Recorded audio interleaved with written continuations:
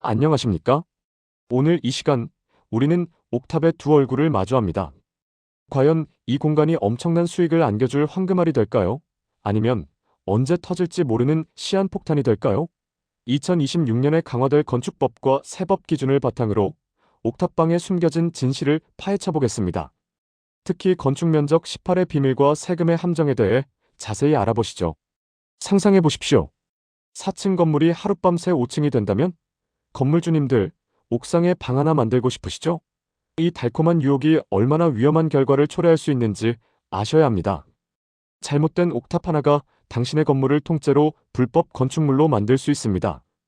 특히 다가구 주택이 다세대 주택으로 변환되면서 발생하는 공포스러운 결과들을 지금부터 함께 살펴보겠습니다. 그렇다면 합법적인 보너스 공간을 얻는 공식은 무엇일까요? 바로 18입니다. 옥탑의 건축 면적이 전체 건축 면적의 18 이하인 경우 이 옥탑은 층수 산정에서 제외되며 바닥 면적에도 산입되지 않습니다. 다만 소규모 공동주택의 경우 전용 면적 85제곱미터 이하인 경우에는 16까지 허용된다는 예외 규정도 있으니 참고하시기 바랍니다. 8분의 1. 규정을 지켰을 때 우리는 세 가지 귀한 선물을 받을 수 있습니다. 첫째, 층수에서 제외되어 용적률과 건폐율에서 자유로운 서비스 공간을 확보할 수 있습니다. 둘째, 옥탑 높이가 12m를 넘지 않으면 건물 높이에 포함되지 않아 높이 규제로부터 혜택을 받게 됩니다. 셋째, 북측 1조권 사선 제한에서 더욱 유리한 설계를 가능하게 하여 건축의 효율성을 극대화할 수 있습니다. 그런데 말입니다. 건축법을 철저히 지켰음에도 불구하고 세금 폭탄을 맞을 수 있다는 사실 알고 계셨습니까? 왜 18 규정을 지켰는데도 이런 일이 발생할까요? 문제는 건축물 대장에 있는 것이 아니라 그 공간을 어떻게 쓰고 있느냐에 있습니다. 세금은 서류상의 명칭이 아닌 실제 사용 용도에 따라 부과되기 때문입니다. 세무 리스크의 첫 번째는 바로 실질 과세의 원칙입니다. 우리 세법은 서류상의 용도가 아닌 사실상의 용도를 매우 중요하게 봅니다.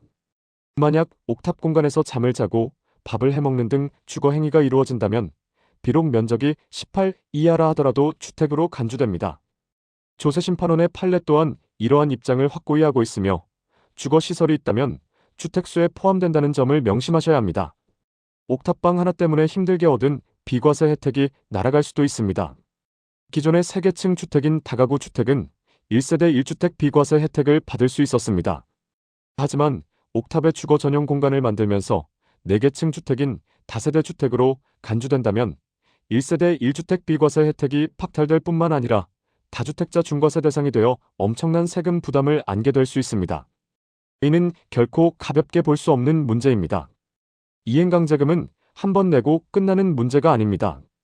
2019년 건축법 개정으로 횟수 제한이 폐지되면서 시정될 때까지, 즉 불법 건축물이 원상복구될 때까지 매년 반복적으로 부과됩니다. 게다가 고발 조치 시에는 형사처벌까지 이어질 수 있어 자칫 전과자가 될 가능성도 배제할 수 없습니다. 불법 행위에 대한 대가는 생각보다 훨씬 더 혹독하고 장기적이라는 점을 명심해야 합니다. 당신의 옥상, 하늘이 지켜보고 있습니다. 요즘은 불법 옥탑을 적발하는 방식이 매우 정교해졌습니다. 드론 촬영이나 항공사진 판독을 통해 무단 증축 여부를 확인하는 것은 물론 전기, 수도, 가스 계량기 데이터 분석을 통해 가정용 사용량의 급증을 감지하기도 합니다. 심지어 주민등록 전입 신고 모니터링을 통해서도 주거용도 사용 여부를 파악하니 감시망이 상상 이상으로 촘촘하다는 것을 아셔야 합니다. 하지만 긍정적인 변화도 있습니다. 2024년부터 2026년까지의 최신 트렌드는 바로 옥상 승강기입니다.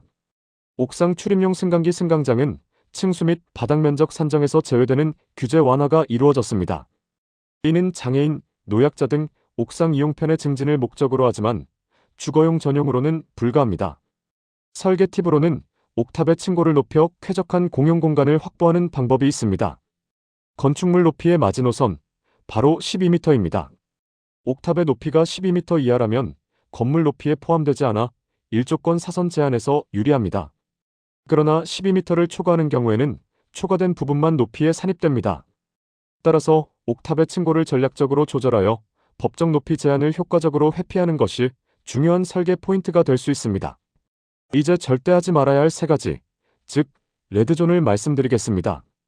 첫째, 아들 청약 때문에 같은 이유로 주거용 전입 신고를 하는 것은 세금 폭탄의 스위치나 다름없습니다.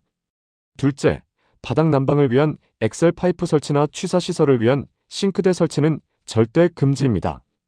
셋째, 샌드위치 패널 등으로 창고나 지붕을 무단으로 증축하여 8분의 1 면적을 초과하는 행위 또한 피해야 합니다. 그럼 옥상을 안전하게 활용하는 방법, 그린존을 알아보겠습니다. 순수 휴게 공간으로 이동식 파라솔이나 데크를 설치하는 것은 좋지만 고정식 지붕은 안 됩니다. 물탱크실, 계단탑, 승강기탑 등 설비 공간으로 사용하는 것은 본연의 용도에 맞습니다. 옥상 정원과 같은 조경시설은 면적 산정에서 제외되지만 관리실을 설치하는 것은 주의해야 합니다. 오늘 말씀드린 옥탑 생존 가이드를 요약해드립니다.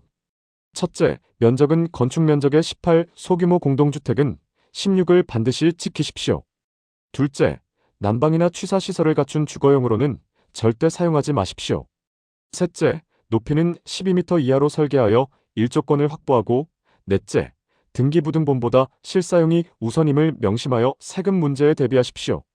마지막으로 드리고 싶은 말씀은 욕심을 버리면 최고의 뷰가 남는다는 것입니다.